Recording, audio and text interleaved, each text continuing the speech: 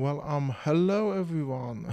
Welcome to chapter 150 of The Last Thoughts of a Busy Mind, the last chapter in the season 10 of this show. It is a milestone. 10 is a good round number. It is a milestone, and this one I'm going to talk about, and I'm going to call it Once in a Lifetime. My drink today is some Coke Zero. Tasty. I am a little bit disheveled because I'm recording this very late. It's 11:21 p.m. and that's not good. That's not good. That means that I will probably be late to publishing this, especially since I do not have a stable internet connection right now. I don't know why. Something is probably wrong with the ISP or with the hardware or something like that. It's not a VPN issue for once. But yeah, I am a little bit disheveled, and that may result in a lot more tics and misspeakings. But as I said, long milestone. First of all, I want to ask you to check out a few podcasts that I was on. Uh, One of them is 1000 Crazy Questions. Yeah.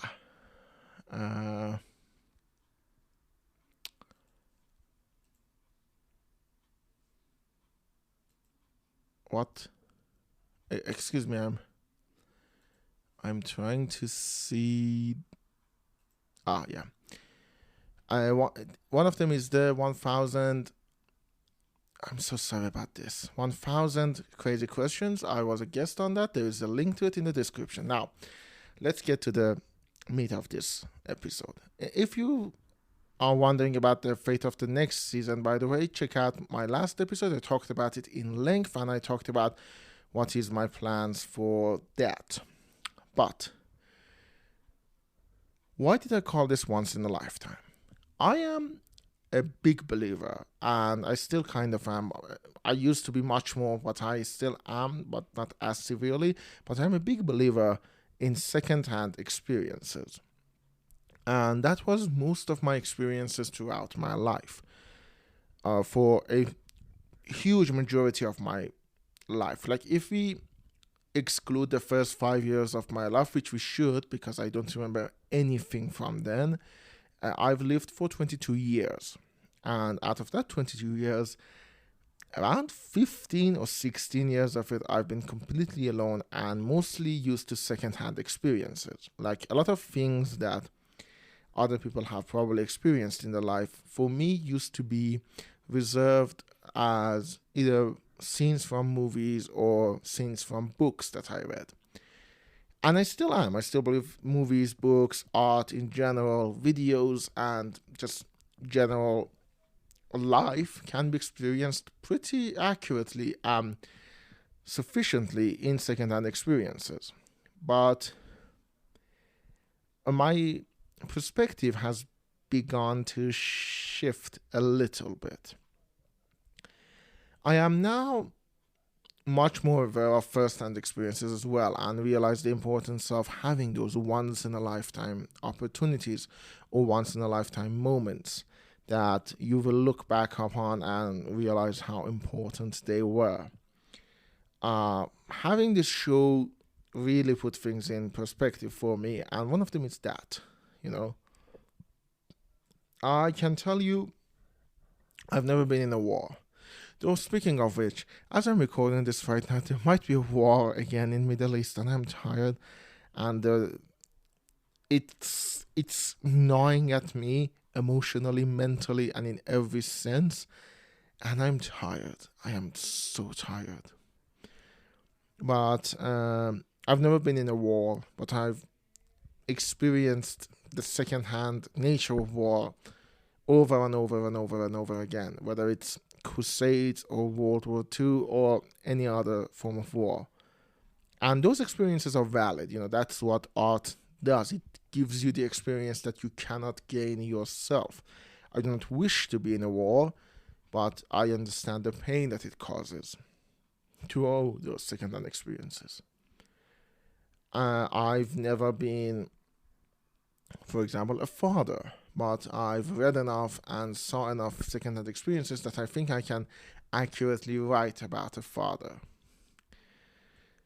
But there are some stuff that I believe you have to experience yourself. And for me, one of them is experiencing live art. Now, I'm saying this because this week I went to Dubai and I was in an Ebi concert, and it was so good. I love Ebi. He's an Iranian singer, for those of you who don't know. And I was fortunate enough, I was really excited about it. And then I got there, and it was so good. It was so good.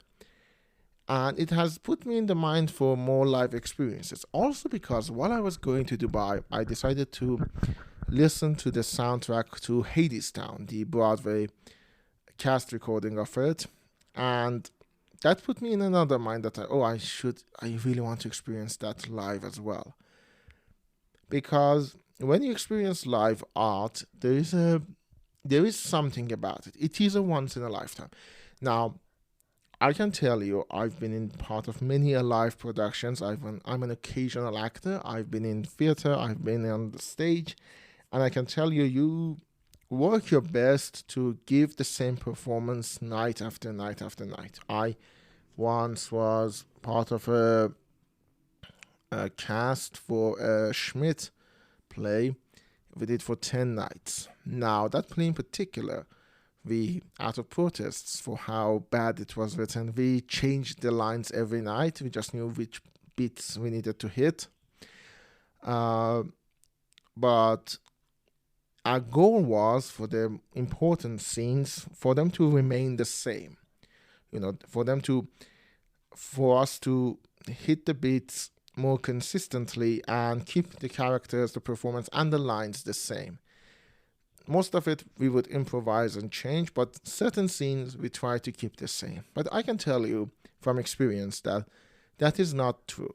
You go in, things will change, whether you stumble on a line or you change something. You just, once in this play, this Schmidt play, I had to fall down because my character was being transported back in time. And one night I fell down and hit my head on the table. Now I went to the performance and I did it. But even that brought something new in it. People who saw me that night saw that I hit my head on the table. And that makes live performances, live art, something to become once in a lifetime. It's a first-hand experience that you cannot really get anywhere else. I'm not saying it because of the Ebi concert. I'm sure, like, when the night that we went and saw him was different from the people who saw him the next day or the day before. And that's the beauty of live art. I have seen the video recording of Angela Lansbury and George Hearn's version of Sweeney Todd from 1982. And that is great, don't get me wrong. That is great. I recommend everyone watching it. But there is a part of me that's like, oh, you will never see them on stage. But you will never see the stumbles. You'll never see the one time in the video recording. I'm pretty sure George Hearn misses his cue because the song starts like half a second sooner than he starts singing. I'm pretty sure it's when they're singing A Little Priest. I'm pretty sure he misses the cue on that one. But maybe he did it again in another way, in another performance, and I will never see it. And that's why I think, despite everything, movies were supposed to be the theater killer. And in a way, maybe they were. They take the popular form of art, which was vaudeville and review musicals and like shows and burlesque and all of that, and folded it into, well, the popular media is now moving pictures, it's movies and TV shows and all of that. But live art never went away. It never went away. And part of that is because there is just something about seeing something happening as you're experiencing it. This is the one part where movies fall short. Now, you might say, what about like live streams, all of that. I'm not talking about them. I'm talking about movies, specifically in the classical sense, in that a piece of media that's filmed beforehand, edited, and then presented. And movies are great. I love them, if you can't tell.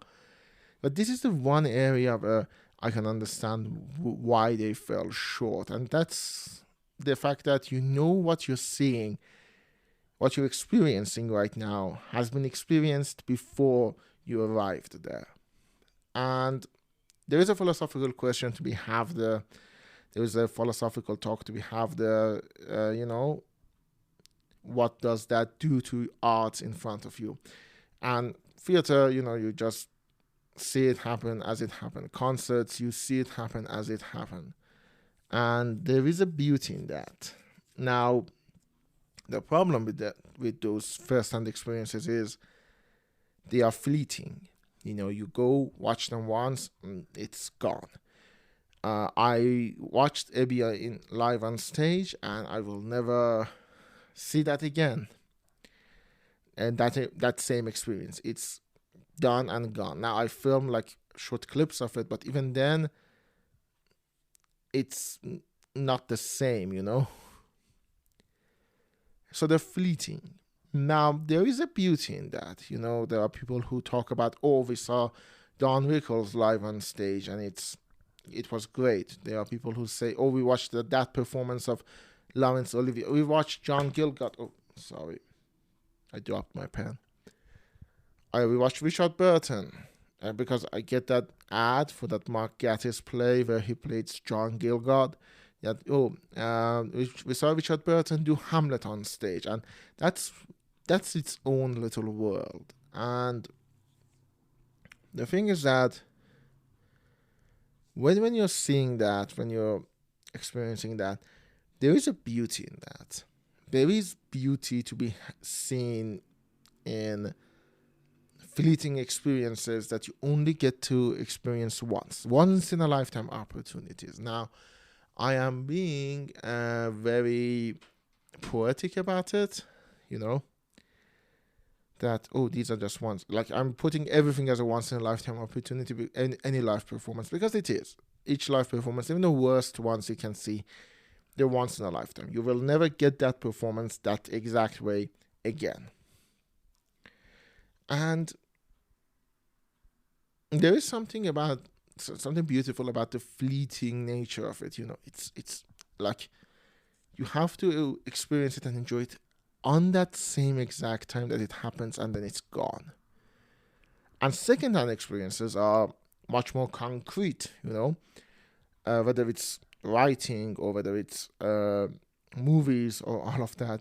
They just remain. That's why I know how people who saw The Sweetest Smell of Success back in the day, how they feel, because I'm seeing that, and the movie is the same, and everything about it is the same. So I know, the circumstances have changed, but the movie hasn't. And you get to see the great line delivery of Tony Curtis, the same way that it happened in 1957. I think that was in 1957. Don't quote me on that. I'm too lazy to look it up right now. And I was seeing, okay, I'm going to tell you a personal anecdote as if that's not the purpose of this show. I was sitting there in the concert hall, and everyone is speaking Persian. Now, I'm in a foreign country, and as everyone is speaking Persian, everyone is there to see a Persian artist singing Iranian song, and I'm sitting there, and for one fleeting second, I forgot I was in a different country. I forgot I was in Dubai. I thought, oh, I'm going to go walk right out of this arena, and it's going to be like, I don't know, Azadi Square out there. For 1 second, I forgot I was in a different city. And that is the part of because I was seeing it live, I just got swept up in the moment. And that moment that I experienced, that is a once in a lifetime situation. I'm in a foreign country seeing a concert, and then suddenly I feel like, oh, I'm home. And it's something that I'm now making it a second-hand experience. I'm putting it into words, I'm recording it, I'm gonna publish it hopefully on time, and now it becomes part of something else, Now it becomes a second-hand experience. For you who are listening to this, to maybe you get what I mean, maybe you don't. But now you have that information, now you have that idea in your head. Now, who's to say which of our experiences are more valuable? Because I don't believe in value in experiences, like an inherent value, like you can compare it. No, no, no. For some people, holding hands has the same amount of emotional weight that full-blown hardcore sex has for other people, and none of those experiences are better or worse than anyone else's. But I'm having a first-hand experience sitting there in the concert hall, feeling, oh, I'm home, because everyone is here listening to this Iranian singer, and all of us are Iranians, and we are in a little bit of a bubble in a foreign country that doesn't like us, by the way. And now I'm saying it to you, and you sit there, maybe imagine it, maybe you put on a song you like by Ebi. I recommend Guriz, or Hamdam, and you feel that. Maybe not. If I do my job good enough, you will feel it. If I don't, which I don't think I'm doing a good job right now, you won't. You probably just hear it and think, oh, interesting, and move on, live your life, grow old, have kids, and die. But now you have a second-hand experience of what I felt there. Now it's immortalized. It's not. But it's immortalized in this format. And that's kind of intriguing to me, like on a base, emotional, philosophical, intellectual, any level you want to say.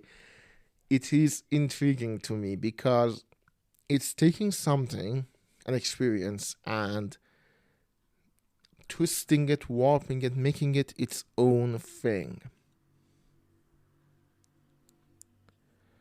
It's interesting. I'm just saying it's something that I honestly find intriguing. World is too big for all of us to experience it all at once, and art is the best way for people to experience each other's worlds. Now, Abby in particular, I remember back in the day when I used to be more active on Discord communities, I was on a live stream and people were putting songs on and, usual stuff. And I said, oh, there's this guy from my hometown and I'm going to give you a couple of songs. And I put Delbar for them. For your Iranian listeners, you know what I mean. And they listened to it and some of them were really intrigued. They were like, oh, this sounds weird and fun. What is it? And I explained to them, oh, this is Ebi. He's a singer from Iran and this song says this and this and this. And in that moment, art kind of made my experiences of living in Iran and took them and connected them to a song. And I find that beautiful, honestly. I find that intriguing. I find that, I don't know, man, I'm tired. I'm tired. And under a lot of pressure. But yeah, that's what I wanted to talk about. On the 150th episode of this show, I decided to talk about that. It's a once-in-a-lifetime opportunity, You are right now listening to the 150th episode. That is a once-in-a-lifetime thing. It is not a first-hand experience. It's not live, but it's there. It's gonna be there forever. Or at least until... Sorry about the delay. Oh my god, I'm so loud. I lost power. The battery ran out, like on the last second. So this is gonna be a little bit over. But yeah, until Spotify for podcasters servers remain. That's what I was saying. It will be there, and it's a once in a lifetime thing. I've done this for 150 chapters. I'm gonna keep doing it. I will see you for season 11. At this point, it's still happening, hopefully. And look forward to the special chapter coming in 3 weeks. See you all in 6 weeks at the start of the new season.